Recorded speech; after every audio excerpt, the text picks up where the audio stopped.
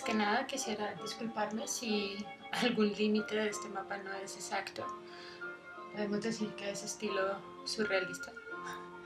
Y también toda la información que sale acá es muy fácil de encontrar, está en Google y en la mayoría de páginas oficiales de las Fuerzas Armadas de los países que se mencionan acá, o extranjeros. Los puntos negros son las bases extranjeras. La mayoría son estadounidenses, hay algunas inglesas o como esta en el mar, que es muy grande. Y algunas otras también están estratégicamente puestas en Kuwait y Qatar. También tienen varios países dentro. La mayoría igual de estas que están en Irak o que están en Arabia Saudí son estadounidenses. Los puntos rojos son los lugares de explotación de petróleo. Los azules son los del gas, y las líneas que conectan son la manera en cómo se conduce estos recursos hacia el consumidor, que la mayoría son europeos y estadounidenses. El otro gran consumidor es China. Pero ¿por qué este conflicto lleva tanto tiempo y por qué no se termina? Porque continúa y puede comenzar uno nuevo en un lugar nuevo muy cercano, y todo sucede en este Medio Oriente, en este lugar. Bueno, se puede entender a través del libro El arte de la guerra. Es un libro muy viejo, es muy popular, muy famoso, y yo saqué los 5 puntos que pensé que eran más importantes acá. Esta estrategia o este libro, ya que ya parece como un libro de autoayuda, de autoconocimiento, autosuperación, tiene 5 puntos importantes que se pueden tener en cuenta para entender el conflicto tan largo y tan duradero en el Medio Oriente. La información, que es la primera, es lo más importante. Cuando tienes la información obtienes el poder. Tienes que conocer cuáles son tus ventajas, tus desventajas, las del otro, las de tu oponente, y de ahí puedes sacar una fórmula para poder hacer una estrategia. La información es lo más importante, y de ahí escuchamos las historias antiguas de los espías que sacaban información tanto de, por ejemplo, cómo se hacía un arma nuclear, también de cuáles iban a ser las acciones que querían hacer los gobiernos, o cuál era el sentido de atacar cierto lugar. Bueno, la información es lo que proporciona la mayoría de todo lo que sucede, obviamente, de las estrategias. El segundo es el posicionamiento. Eso se ha visto en el caso del Medio Oriente como algo muy importante. La zona, aquí hay dos grandes desiertos, esta zona del Medio Oriente, que es, por ejemplo, donde está sucediendo la guerra en este momento contra el Estado Islámico. Esta zona, aunque es muy importante porque los recursos, por ejemplo, su mayoría están concentrados acá, en este lugar, que es de donde están posicionados los tres grandes exportadores de petróleo: Irak, Irán y Arabia Saudí. Los grupos alzados en armas se encuentran casi siempre en estos desiertos, en el desierto de Siria. Hay un desierto también en Arabia Saudí. ¿Qué pasa, por ejemplo? En este caso, el posicionamiento es muy importante porque así Estados Unidos tenga tanques impresionantes como el Abrams, que son muy poderosos. Ellos tienen las Toyotas, que son, o sea, el Estado Islámico tiene las Toyotas, que son estas camionetas que les llaman técnicos, que les han puesto una metralleta de alto alcance o un arma de alto alcance en la parte de atrás, y que son muy veloces, más rápidas que un tanque de guerra, lo que hace que estos grupos tengan también un poder militar hechizo, por decirlo de alguna manera, o fabricado, pero que sean también muy poderosos. Entonces, cuando tú juegas como extranjero, cuando tienes que invadir un país, tienes que posicionarte estratégicamente en estos lugares. Es por eso que las bases extranjeras en su mayoría se encuentran ubicadas en las capitales, por ejemplo en el caso de Irak, y al lado de los lugares más estratégicos donde están o los oleoductos, las extracciones de petróleo o las refinerías, o también en lugares que son fronteras, como por ejemplo la de Siria con Irak y Turquía, que es en este momento donde se viven la mayoría de los conflictos, donde están alzados los rebeldes, donde se ve, por ejemplo, esta zona de acá arriba está toda ubicada por los kurdos, entonces donde se ve, por ejemplo, la pelea entre los kurdos, el Estado Islámico, el ejército sirio oficial, la coalición, acá hay una base militar de la coalición, Rusia, que también tiene bases dentro de Siria.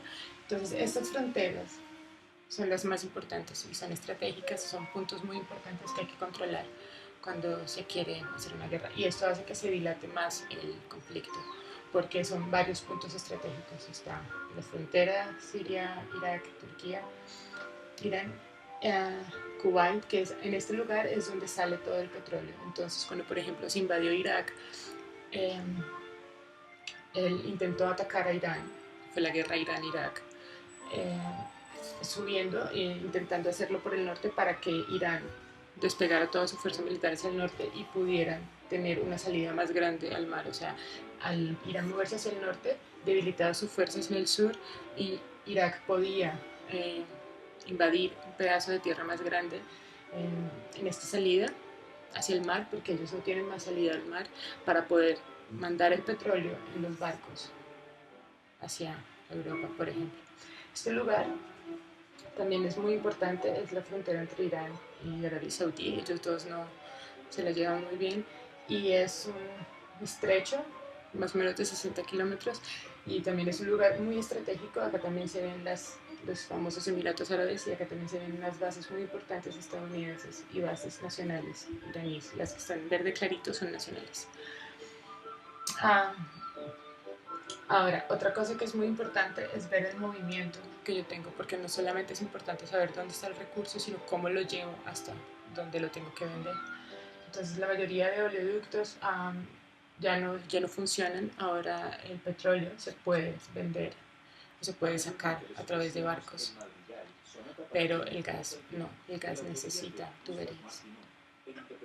Eso es un ejemplo más o menos de por qué es importante realizar un buen posicionamiento del terreno, conocer muy bien el terreno y conocer cuáles son las fortalezas y del enemigo, las mías, mis debilidades también. Entonces, lo siguiente sería entender la efectividad. La efectividad es la relación entre la eficacia y la eficiencia.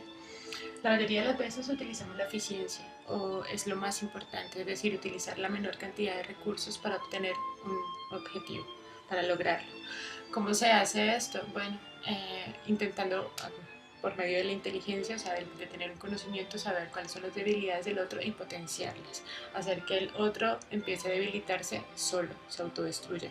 Esto se hace con bloqueos económicos, se hace con bloqueos físicos como tal, bloqueando todas sus entradas, por ejemplo, para que no pueda sacar sus recursos, para que no pueda vender nada, por ejemplo, bloqueando, en este caso, controlando toda la manera en cómo se mueven los recursos.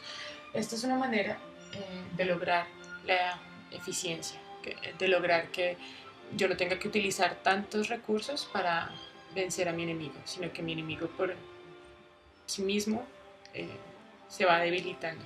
Lo empiezo a debilitar a través de, por ejemplo, tener relaciones internacionales y hacerme amigo de su enemigo. Entonces yo soy más potente porque ya somos dos enemigos contra uno solo. Todo este tipo de cosas, todo este tipo de estrategias hacen que yo no tenga que entrar en un conflicto bélico real, sino que simplemente lo voy debilitando con el tiempo. Entonces mis recursos físicos que necesito, los recursos físicos que tengo que usar ya son más pequeños, ya no tengo que desplegar tantas cosas. Ahora, vemos que hay muchas bases, por ejemplo, en Afganistán, pero es importante entender que muchas de estas bases no operan al 100%. Esto hace que mis recursos militares o todo el dinero que yo tengo que invertir en fuerzas militares sea menor. Pero tengo las bases como tal, ya tengo un posicionamiento físico, que lo utilice o no es otra cosa, pero ese posicionamiento ya está y lo puedo usar en cualquier momento. Ya conozco el terreno, la estrategia y tengo una ubicación precisa, pero no tengo que desplegar todos mis recursos militares ahí, porque lo que estoy intentando hacer es controlar el territorio para que mi enemigo se mantenga bajo. Ahora, el engaño. El engaño es el arma más usada hoy en día. Las personas se engañan fácilmente. Hay muchas maneras de hacerlo también. Por ejemplo, yo puedo decir que quiero tal cosa, pero en realidad estoy buscando otra. Entonces, la información que tiene mi enemigo es errónea. O yo puedo dar una información real, pero mi enemigo ya no sabe si es real o no, tiene que confirmarlo.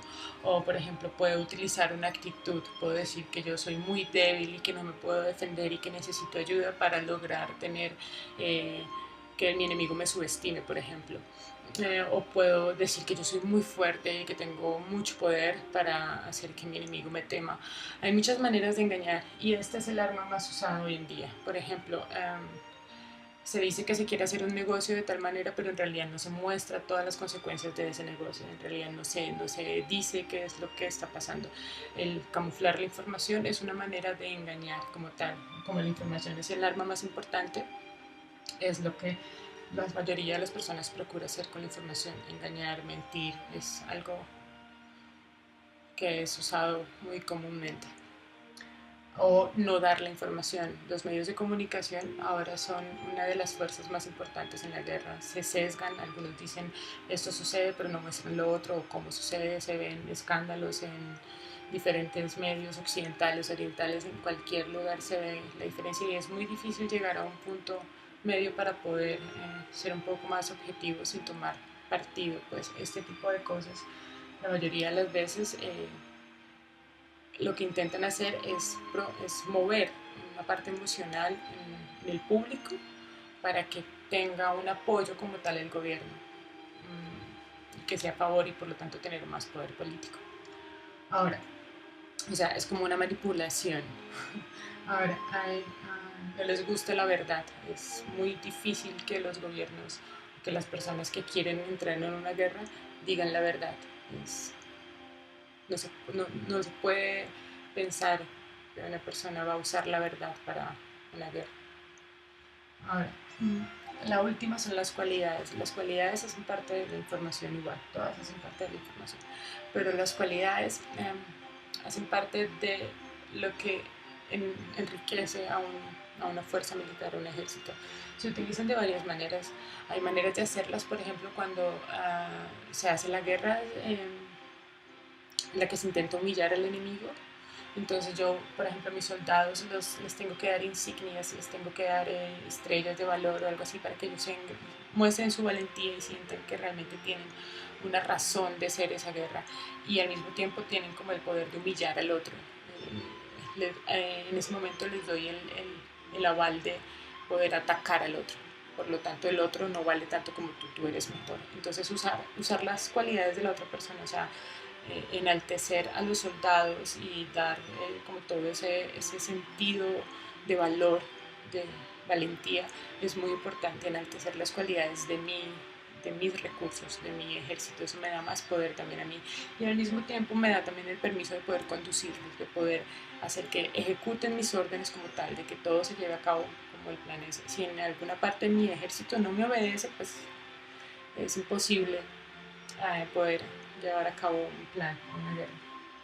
También las cualidades, parte de las cosas físicas como la agilidad, la velocidad, todo el entrenamiento que lleva a esto, también la innovación de de los mecanismos, de cómo se usan de las armas nuevas, del alto alcance, de los poderes de los escudos, de tener la última tecnología para lograr defenderme o atacar de una manera más fácil, más lograr mi objetivo más fácil, lograr la unidad en las fuerzas, que es algo que todo el mundo conoce. Entonces, cuando todos tenemos un mismo propósito como tal, cuando yo promuevo la valentía de mis soldados, todos tienen el mismo propósito para lograr este objetivo.